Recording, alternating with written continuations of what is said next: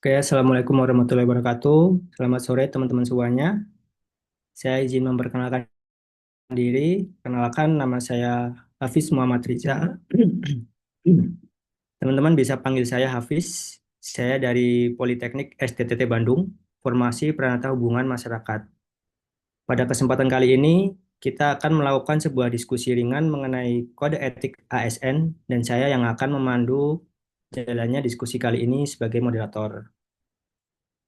Seperti yang kita ketahui, sebagai seorang ASN, kita wajib mematuhi kode etik ASN dan jangan sampai kita melanggar kode etik tersebut. Nah, diskusi kita kali ini kita akan membahas sebuah kasus pelanggaran kode etik ASN. Kita akan mencoba menganalisa penyebab dan upaya apa yang bisa kita lakukan untuk mencegah pelanggaran tersebut. Baik, sebelum kita mulai diskusi kita kali ini, ada baiknya kita mulai dari perkenalan terlebih dahulu. Silakan teman-teman untuk memperkenalkan diri terlebih dahulu. Baik, terima kasih Mas Hafiz. Nama saya Hasna, biasa dipanggil. Saya dari Sekretariat BSKJI dengan profesi Penata Keuangan APBN.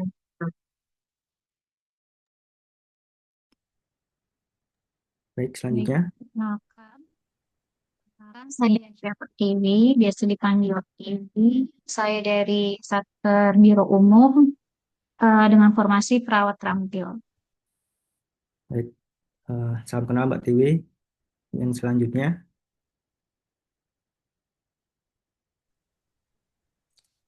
Assalamualaikum warahmatullahi wabarakatuh. Perkenalkan nama saya Rustop Tommy, panggilannya Utop. Untuk satkernya itu BSPJI Bandar Lampung. Untuk posisinya itu penguji mutu barang terampil. baik, terima kasih Mas Utop. Selanjutnya, Terima kasih. Izin memperkenalkan diri, nama saya Sania Maulda Putri, biasa dipanggil Sania. Formasi yaitu Asisten Perpustakaan Terampil dan ditempatkan di Satker SMK SMTI Bandar Lampung. baik, terima kasih Mbak Sania. Terima kasih teman-teman semua untuk perkenalannya. Mungkin kita langsung mulai saja diskusi kita kali ini. Untuk selanjutnya akan dibacakan contoh kasus. Mungkin Mbak Tiwi bisa bantu saya untuk membacakan beritanya. Baik, terima kasih Mas Hafiz. Kali ini saya akan membacakan berita terkait kasus pelanggaran kode etik ASN, yaitu adanya puluhan ASN DPRD Sulbar dimutasi karena dugaan perjalanan bias fiktif. Tanya itu yaitu sebanyak 28 aparatur sipil negara atau ASN yang sebelumnya bertugas di Sekretariat DPRD Sulawesi Barat resmi dimutasi ke instansi lain. Mutasi ini disebut sebagai bentuk pembinaan, menyusul mencuatnya kasus dugaan perjalanan dinas fiktif tahun anggaran 2023 yang kini sedang diselidiki penyidik Direktorat Reserse Kriminal Khusus atau Ditkrimsus Polda Sulbar. Inspektorat Provinsi Sumbar Muhnadsir membenarkan bahwa mutasi tersebut telah dilakukan sejak awal April 2025. Benar, ada sekitar 28 ASN yang mutasi dari Sekretariat DPRD Sulbar. Ini sebagai langkah pembinaan terhadap mereka yang diduga terlibat dalam kasus perjalanan dinas fiktif. Ujar Muhnadsir saat dikonfirmasi melalui sambungan telepon pada Selasa 22 April 2025. Ia mengatakan bahwa mutasi tersebut bersifat administratif dan tidak serta-merta keterlibatan para ASN tersebut secara hukum. Namun, langkah ini diambil untuk menjaga kelancaran tugas dan proses penyelidikan yang kini tengah berjalan. Sementara itu, penyelidikan atas kasus dugaan korupsi perjalanan dinas fiktif senilai 1,9 miliar rupiah terus dilakukan oleh penyidik Polda Sulbar. Hingga kini, Sekretaris DPRD Sulbar telah dipanggil untuk klarifikasi, namun belum memenuhi undangan penyidik. Humas Polda Sulbar, Kombes Pol Slamet Wahyudi, mengatakan bahwa selain Sekwan, sejumlah anggota DPD Sulbar juga akan dipanggil. Namun, pihaknya belum mengumumkan nama-nama yang sudah dimintai keterangan. Kasus ini menjadi perhatian publik karena menyangkut anggaran besar dan dugaan penyalahgunaan keuangan negara yang berpotensi merugikan masyarakat. Penyelidikan masih terus berkembang, termasuk kemungkinan adanya tersangka yang akan ditetapkan setelah cukup bukti. Terima kasih. Baik, terima kasih Mbak Tiwi sudah membantu saya membacakan beritanya. Setelah kita mendengar eh, Mbak Tiwi membacakan berita tersebut, kira-kira apa sih kode etik ASN yang dilanggar dari kasus tersebut? Mungkin ada yang bisa menjawab. Maaf ya Mas ya, kita bicara soal pelanggaran kode etik ASN, intinya bukan cuma soal mereka nggak melaksanakan tugas dengan jawab ya, tapi mereka juga ini integritasnya hilang. Padahal integritas ini kan sebenarnya modal utama yang wajib dimiliki setiap aparatur negara. Kode etik ASN itu menuntut kita buat selalu menjunjung tinggi integritas, bekerja dengan akuntabilitas, dan memastikan anggaran digunakan secara sah dan transparan. Nah, kalau kemudian ada kasus perjalanan dinas fiktif, jelas itu bukan sekedar laporan yang dimanipulasi, tapi sudah masuk ke ranah penyalahgunaan kewenangan sekaligus anggaran publik. Dan di sini masalahnya jadi dua. Pertama, merugikan keuangan negara, dan yang kedua adalah merusak kepercayaan masyarakat terhadap ASN sebagai pelayan. Menurut saya. Oke, baik. Jawaban yang sangat luar biasa dari Mbak Adibah. Mungkin ada yang bisa menambahkan yang lain? Ya, izin menambahkan dari Mbak Adiba itu mungkin mereka juga udah jelas telah menyalahgunakan status, lalu kekuasaan, dan juga kewenangan yang mereka miliki untuk keuntungan diri sendiri maupun orang lain. Jadi udah jelas sekali ini ada konflik kepentingan dalam melaksanakan tugas. Dan yang paling utama itu adalah mereka tidak menggunakan kekayaan dan barang milik negara eh, dengan secara tanggung jawab, efektif, dan efisien. Padahal seorang ASN itu berkewajiban untuk memastikan bahwa setiap anggaran atau fasilitas negara yang diberikan itu benar-benar dimanfaatkan untuk kepentingan pelayanan publik. Jadi tindakan penyalahgunaan ini sangatlah merugikan keuangan negara serta menunjukkan rendahnya komitmen terhadap prinsip akuntabilitas dan transparansi yang akhirnya fungsi barang dan kekayaan negara itu yang seharusnya dipergunakan untuk kepentingan orang banyak atau masyarakat menjadi terbuang sia-sia dan tidak memberikan manfaat bagi masyarakat. Jadi tentu tindakan ini akan berpengaruh juga pada citra seorang ASN dan instansi tersebut. Nah, lalu apa sih penyebab para ASN tersebut melakukan penyalahgunaan seperti penggunaan dugaan perjalanan fiktif ini? Nah, menarik nih pertanyaan dari Mbak Saniyah. Apa sih kira-kira penyebabnya, teman-teman? Ada yang bisa bantu menjawab? Izin menjawab Mas Hafiz. Kalau menurut saya sih penyebab lain yang membentuk ASN tersebut itu dari kasus yang Mbak Tiwi ceritain itu kemungkinan adalah lemahnya integritas ya. Jadi ketika integritasnya udah lemah, otomatis semuanya ngikut ngikut kacau gitu ya. Jadi misalnya ASN itu harusnya memiliki jiwa integritas yang tinggi.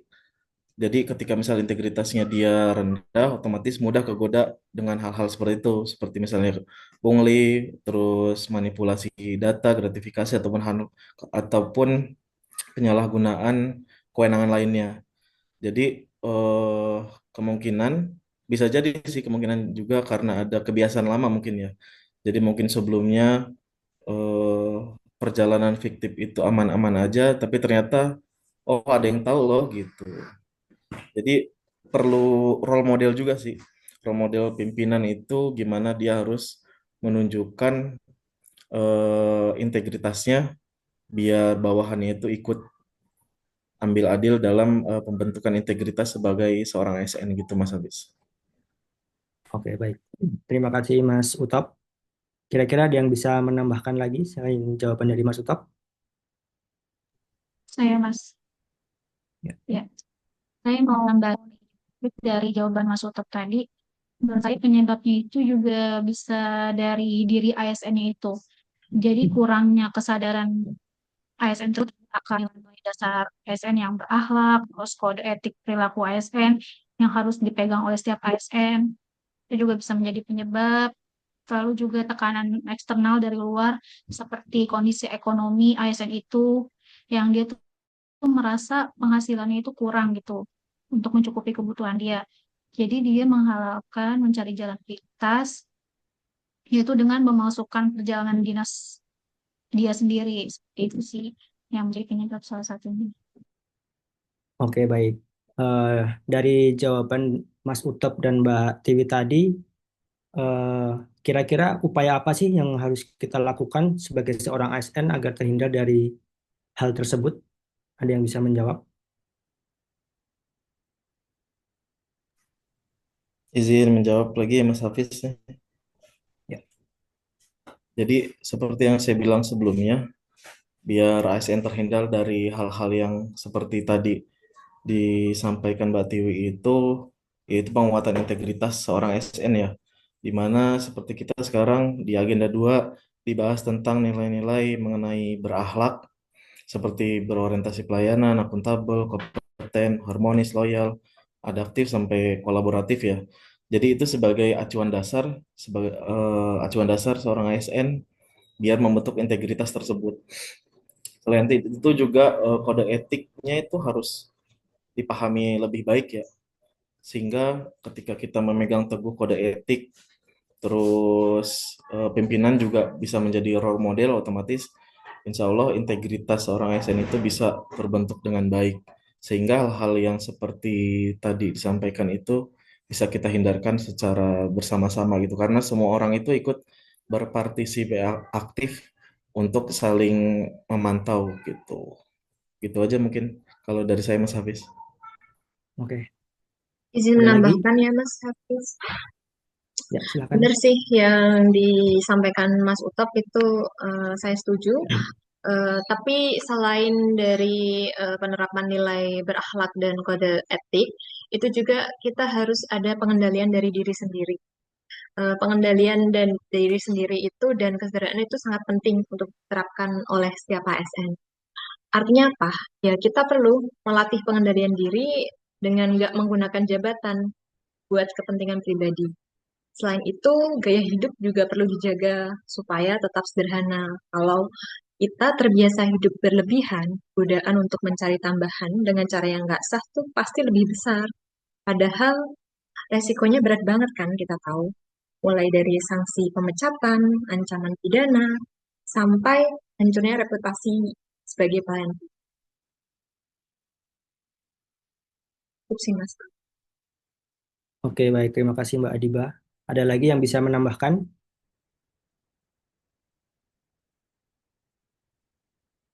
Sudah tidak ada? Baik, kalau sudah tidak ada, saya cukupkan diskusi kita kali ini.